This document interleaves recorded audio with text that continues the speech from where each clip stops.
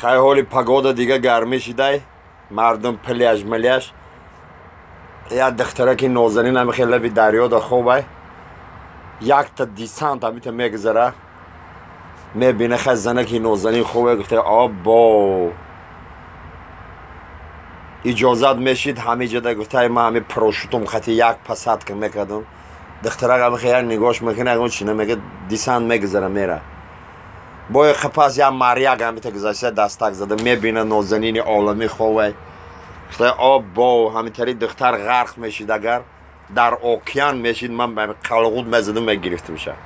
دختره یا نگاه میکنه اگه چی نمیگه یا شفیار هم پس راسته آمده است گفته چه پلشاتکی زیبا چه پلشاتکی زیبا اجازت میشید در همه پلشاتکی میاد دو کروگ همه ماشینم خطی گیر میگردم دختره نگاه میکنه میفوراشی شفیار اجازت میگه میگیره خونش میبینن خیلی میشینن اوجین پوجین میکنن پاستل میرون این دختره ایوانه میبینه شفیار خوبه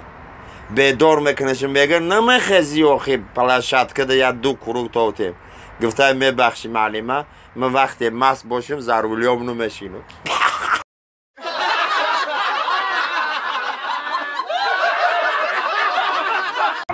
این راه خطی حضرت یک یاوانی میگذره همون یاوانیش میم تقصیر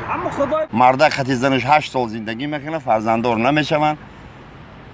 صادق فرهاد بله بغض نشون میده یک بار میبینه دو بار میبینه سه بار میبینه بغض نشون میده این زنی که خدازده بغض به یک موتورسیکلیست خونش میبره همه راه خطی رزگام داده رفته است